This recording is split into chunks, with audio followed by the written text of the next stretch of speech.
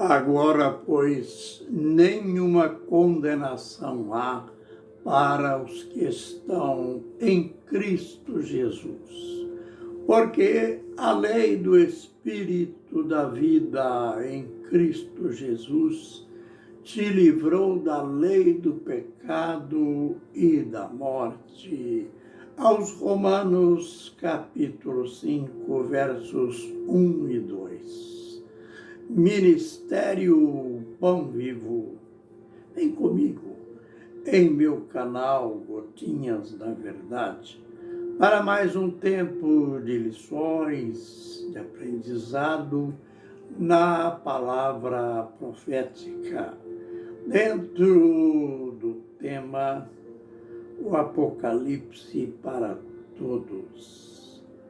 A gente hoje, a propósito daquilo que nós já temos aprendido sobre a selagem dos 144 mil judeus, que se dará no final do tempo do fim. A gente já disse que parece estranho que depois de mais de 2000 anos, Deus falando diretamente aos gentios, às nações, Deus ainda voltará a tratar com Israel. E a gente começa aqui naquela pergunta. Aliás, era comum o apóstolo Paulo, ao defender uma tese, ao defender um argumento seu, ele fazer a pergunta e ele responder com uma negativa. E então, em relação a isto, a gente vê ele fazendo uma pergunta aqui em Romanos capítulo 11. Pergunto, pois, acaso rejeitou Deus ao seu povo? Ele mesmo pergunta e ele mesmo responde. Ele faz a pergunta: Deus, porventura, Deus rejeitou o seu povo?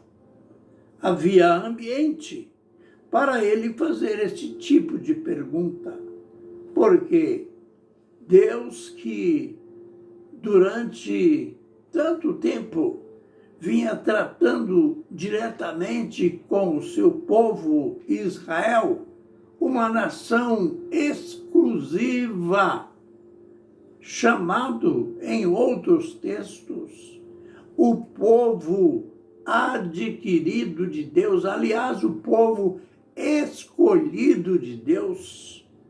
E isto criou-se na igreja, criou-se entre os gentios salvos a impressão que Deus rejeitou Israel. E então, para que este espírito não se propagasse na igreja, ele faz esta pergunta: porventura, Deus rejeitou o seu povo? De modo nenhum. E ele continua dizendo: porque eu também sou israelita, da descendência de Abraão, da tribo de Benjamim. Note que ele apresenta a sua nacionalidade, como que a dizer, como que Deus rejeitou o seu povo? Se eu mesmo sou israelita, eu sou da descendência de Abraão, da tribo de Benjamim. E ele continua: Deus não rejeitou o seu povo que antes escolheu. Em suma, ele estava dizendo: Deus não pode ser contraditório. Este povo, ele escolheu, ele conheceu antes dos séculos. Ele escolheu para executar o seu propósito. Então, não vamos ter este pensamento negativo a respeito de Israel. Imaginem Paulo, bem antes do Apocalipse, ele falar assim. E lá na frente, o apóstolo João tem esta visão da selagem dos 144 mil judeus. Uma prova cabal de que Deus não esqueceu Israel.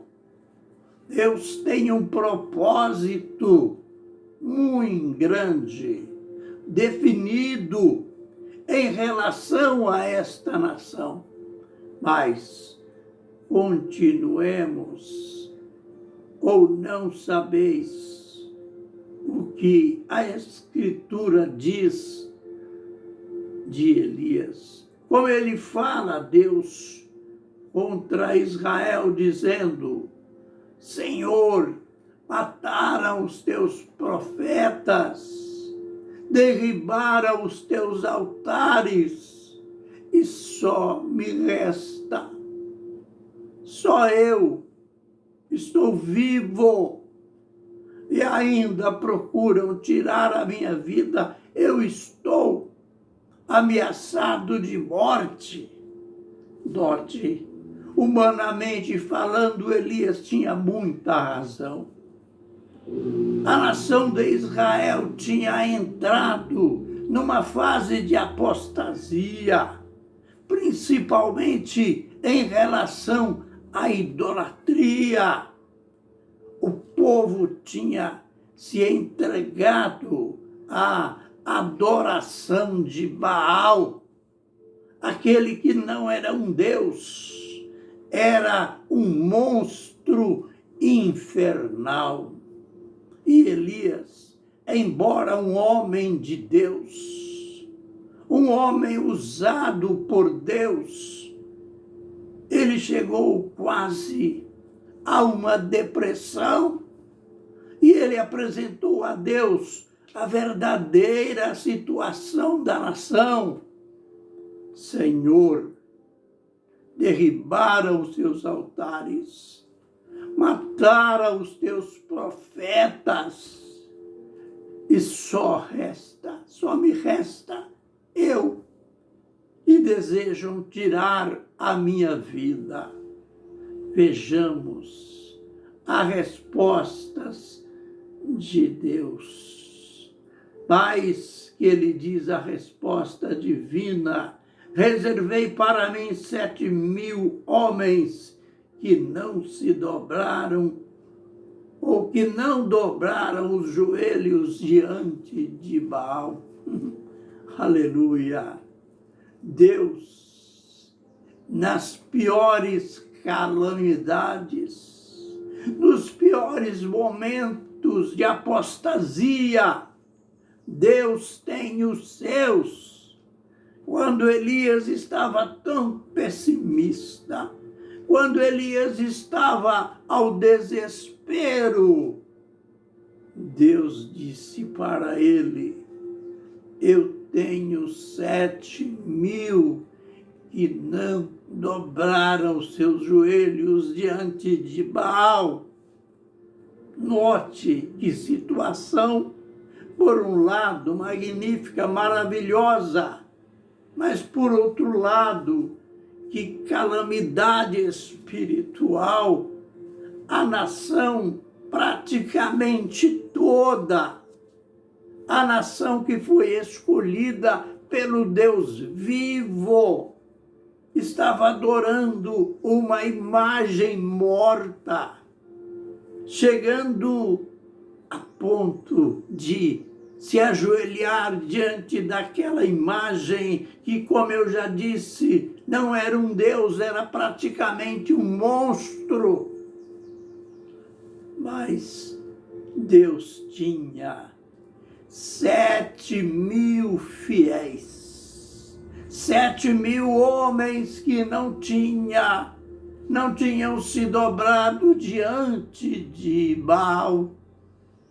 E o apóstolo arremata dizendo: assim, pois, também no tempo presente ficou o remanescente segundo a eleição da graça. Aleluia!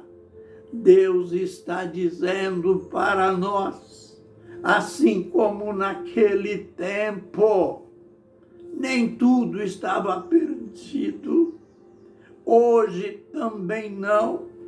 Deus ainda tem um remanescente, e é interessante esse remanescente aqui, que é um pequeno número, que é uma partezinha, uma porcentagem mínima da nação. Eles foram eleitos, eles são escolhidos, não no sentido legalista, não no sentido da justiça própria, não no sentido da lei, mas pela eleição da graça.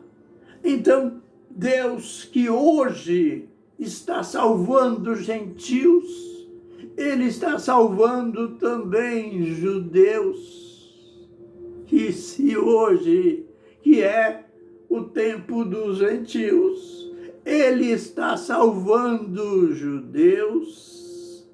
Imaginem, podemos afirmar com certeza, Ele salvará judeus no tempo do fim, no tempo dos 7 selos, das 7 trombetas, das 7 taças, no tempo da grande tribulação.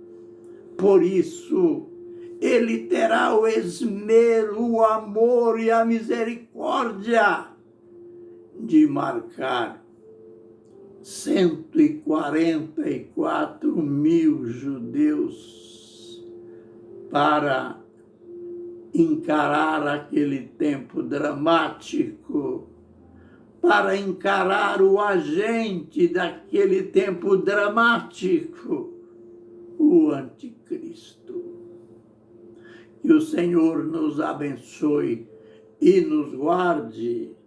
Que o Senhor faça resplandecer o seu rosto sobre nós e tenha misericórdia de nós. Que o Senhor sobre nós levante o seu rosto e nos dê a paz. Que o Senhor nos faça hoje reconhecer, Deus, que Tu és amor, que Tu és misericórdia, que mesmo no tempo do fim, o Senhor vai provocar um avivamento espiritual entre os judeus, e o Teu plano vai se concluir, diríamos, Senhor, na nossa linguagem, vai se concluir com chave de ouro. Aleluia! Amém e amém.